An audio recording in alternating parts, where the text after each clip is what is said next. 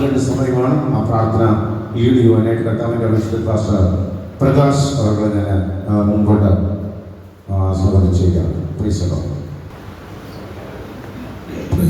ദൈവത്തിൻ്റെ പരിശുദ്ധമായ നാമം ഈ അനുഗ്രഹം പ്രശാന്തമായ എല്ലാ പകൽക്കാലം പറയട്ടെ.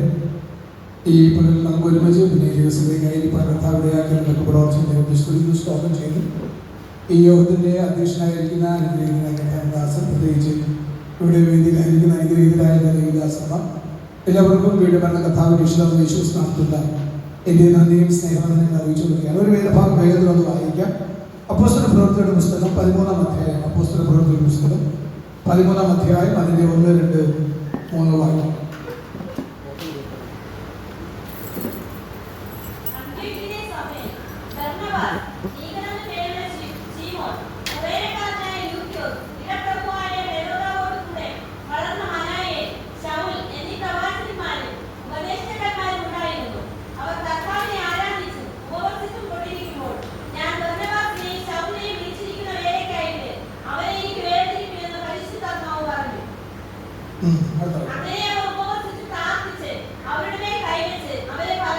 അവിടെ വായിക്കുന്നത് വെറുതെ ആർക്കും ദൈവസന്നിധിയിൽ വരാൻ കഴിയും.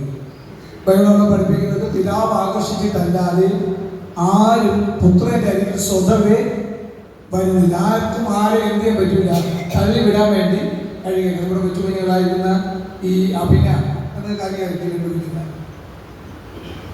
മാതാപിതാക്കൾ ദൈവസന്നിധിയിലേക്ക് വരുമ്പോൾ അവരുടെ കൂടെ വരികയാണ്.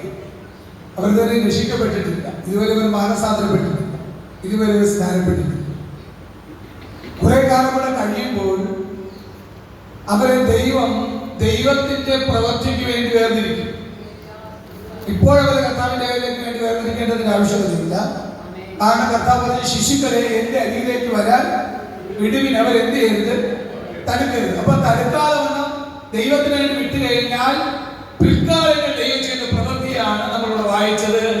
ദൈവം ഒരു ദിവസം അവരെ കാണും. എന്റെ മകൻ ദൈവത്തിലേക്കായിരിക്കും എല്ലാ ദൈവമക്കളോട് വിളിച്ചു പറയാം, സർവശക്തനായ ദൈവം ഒരു ദിവസം നമ്മളെ കണ്ടു. ദൈവം നമ്മളെ ആത്മാർത്ഥമായി സ്നേഹിച്ചു. നമ്മളെ കാണാൻ ആരില്ലാതിരിക്കുമ്പോൾ, നമ്മളെ സ്നേഹിക്കാൻ ആരുമില്ലാതിരിക്കുമ്പോൾ, നല്ലൊരു വാചകം പറഞ്ഞ് നല്ലൊരു വഴിയിൽ വഴി നിർത്തുവാൻ ആരുമില്ലാതിരിക്കുമ്പോൾ നമ്മുടെ അരികിലേക്ക് ഇറങ്ങി വന്ന ആ സർവശക്തനായ ദൈവം പറയുന്ന വാക്കൊന്ന് ശ്രദ്ധിക്കണം.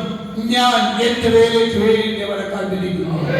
ഇന്ന് പകൽക്കാലം പ്രാർത്ഥനയ്ക്കായി കടന്നിരിക്കുന്ന സഹേല ദൈവമക്കളോട് വിളിച്ചു പറയാം, വെറുതെ നമ്മൾ ദിവസത്തിലേക്ക് കൊണ്ടുവരികയില്ല.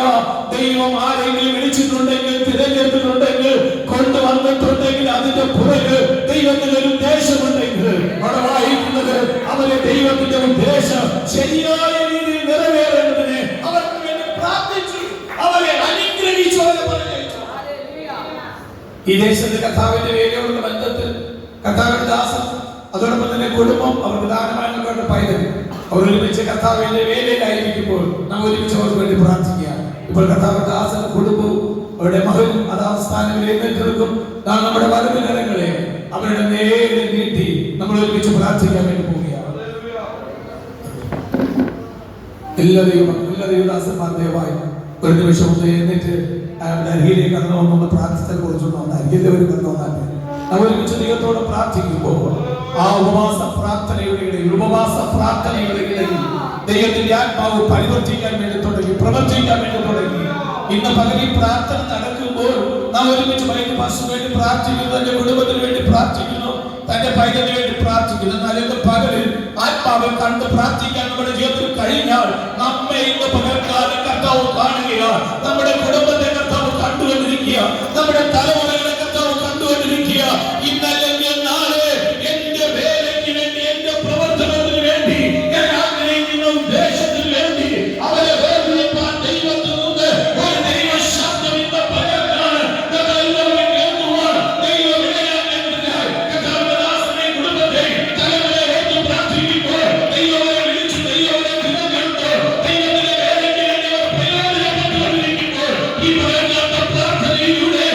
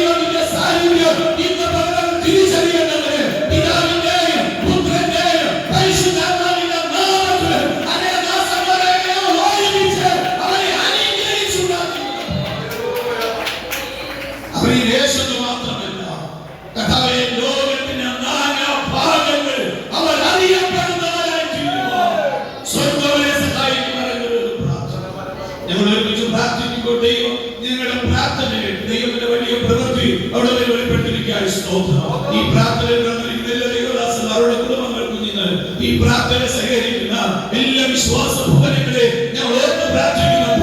എല്ലാവരുടെ ജീവിതത്തിൽ ഈ പ്രാർത്ഥന വ്യത്യസ്തമായി തീരട്ടെ. ഇതവരുടെ ജീവിതത്തിൽ ഒരു അനുഗ്രഹമായി തീരട്ടെ. 2026 ഈ മെയ് മാസം 23-ാം തീയതി ദൈവത്തിന്റെ വലിയ മഹത്വം ഈ ദേശത്ത് വെളിപ്പെടാൻ ഒരു അനുഗ്രഹിക്കപ്പെട്ട